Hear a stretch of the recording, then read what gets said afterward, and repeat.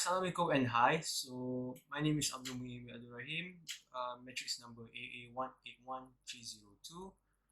So today I'll be speaking about the executive summary of our report. So this report is a study on how automation systems role in the industry of recycling materials, especially plastics. For this report, we put our focus on these main topics. Firstly, it is how the process of recycling plastic goes. Next is the what types of automation is involved in the process of recycling. Uh, Lastly, we are required to give a few opinions on how automation can help environment sustainability. So throughout our studies and the analyzation of the video that was given for the assignment, we are able to find out a few key aspects to this case study. First, we discovered that um, recycling is playing a really big part in helping our environment getting better day by day. Next is that with all the sophistication in the process, there's only one automation system that we found out is the basics of all the process, which is fixed automation. And lastly, that with our research, we found out that the power of automation system in helping the process of reducing pollution, the efforts that they have to reduce the pollution. Um, so most of our findings in the video and the report that the readers will read is mostly based on our research and the analysis of the video, which we came out from the three of our group members, which is me, myself, Zarfan, and Azim Nazmi. So lastly, for the significance of our study, we found that there's by having a very positive investment at our automation system, we found out that they will have a very big contribution or impact towards the well-being of our ecosystem or the impact in the effort of making our ecosystem more better. In the year of 2020, plastic will not become something strange. It is used for everyday life, but it will become a problem if it used excessively, i.e., environmental disturbance. This is because unused plastic will always be in a dump or in a waste incineration plant. The focus of this presentation is the flow of recycling plastic waste, the technology used, and the automation that is used. From graph 1, plastic is the second largest solid waste composition. This suggests that plastic cannot be taken lightly. There are various plastics marketed for consumers. For example, polyethylene terephthalate or PET, high, high density polyethylene HDPE, polyvinyl, polyvinyl chloride PVC, and polypropylene PP. The first ever plastic that has ever created was in 1869.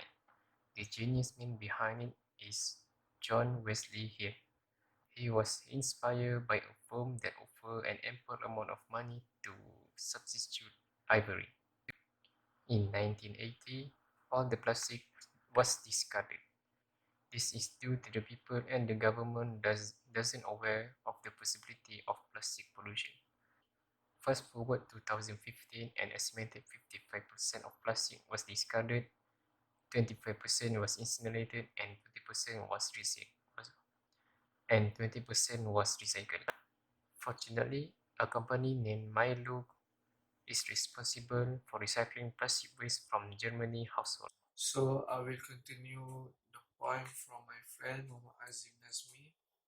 So we go to the flow chart. So first start acquire next acquired material from the yellow bins. Material will be sorted by size in a large water sieve. Material will be sorted by weight in a special A separator. Next, HDPE, PET, and PP are scanned by an infrared sensor and sorted. Next, a worker handpick useless item from the stream. Sorted materials pressed into bales and sent to special plants to process. Next, HDPE bales are created. Next, the bales are sent to special plants to process. Next, HDPE bales shredded to pieces and cleaned from any residue.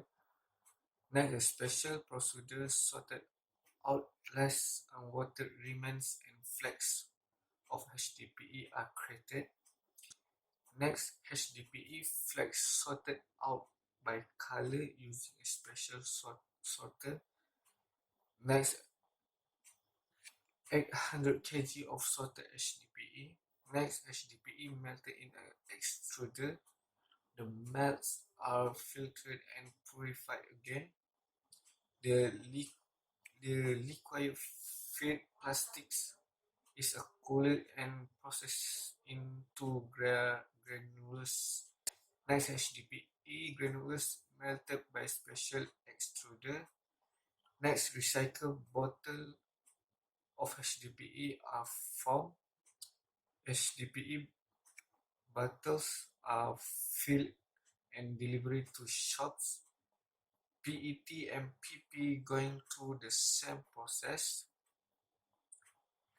And lastly, the end. So these are the flowchart, the point of the flowchart. Okay, thank you. Hello, my name is Nozarfan bin Mahmud. My metric number is 181834. So today I will describe the automation involved in a YouTube video.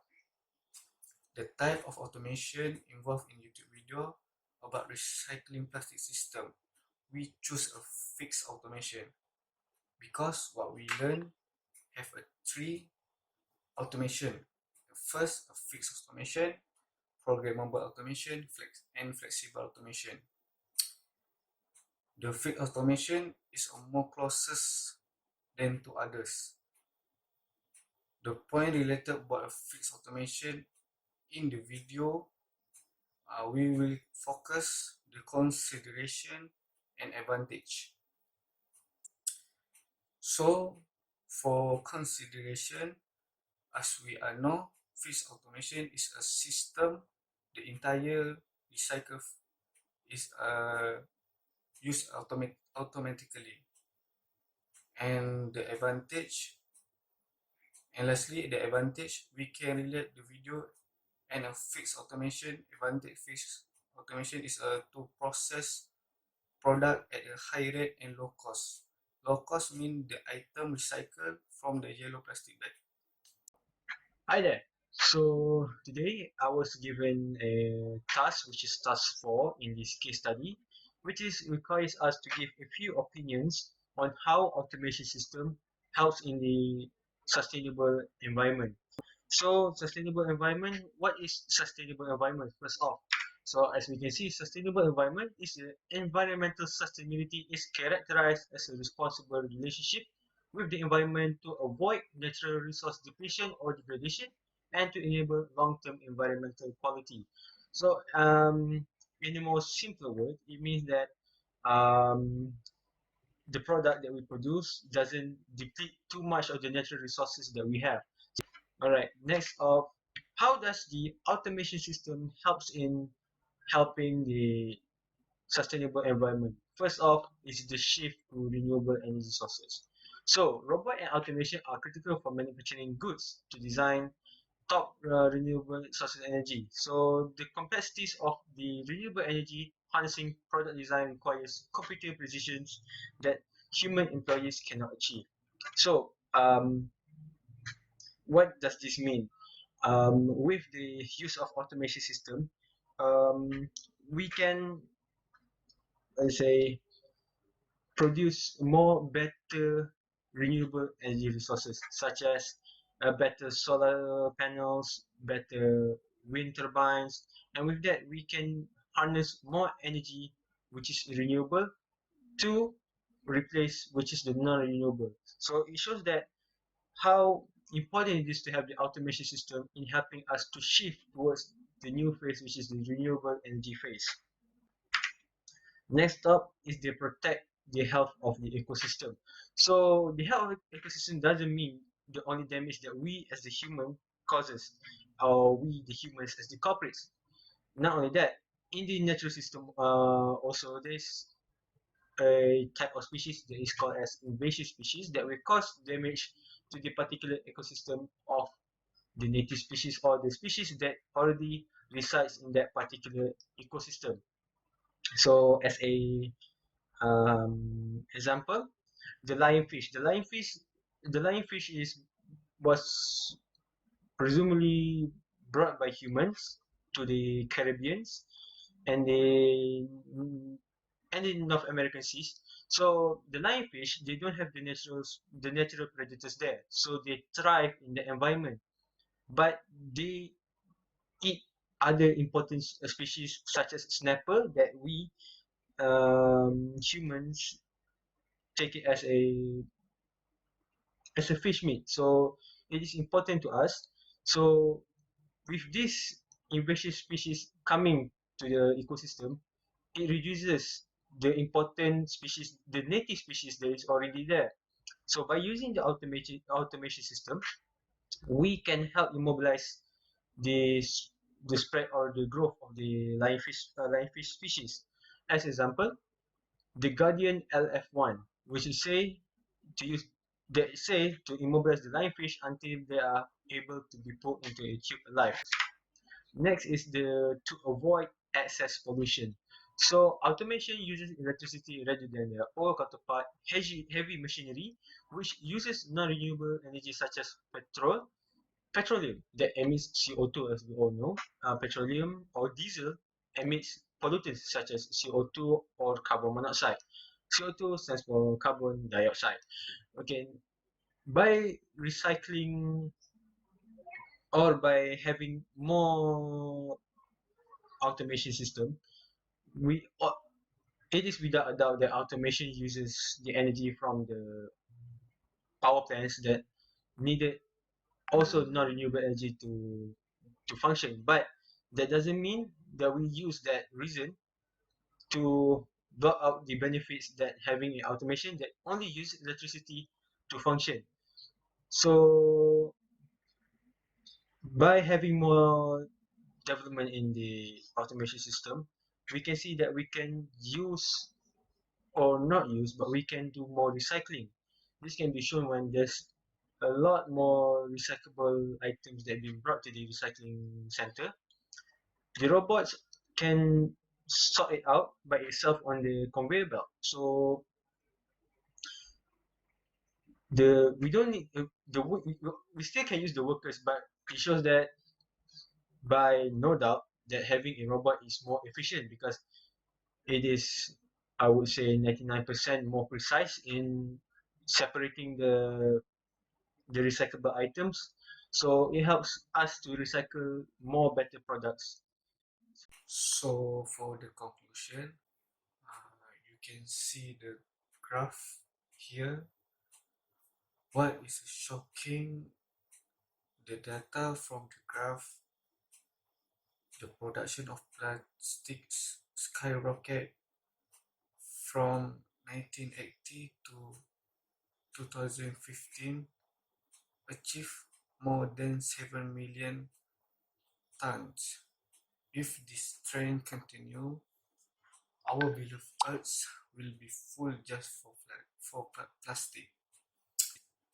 Fortunately, these there are people that are aware of the possible threats from these plastics, such as people from the Milo company who are responsible for plastic recycling in Germany. Even though what they are doing are not really noticeable for people to acknowledge, they are doing the best they can do. The quote, "Not all hero wear caps," really resonates with them as they ensure proper plastic waste management behind the scenes.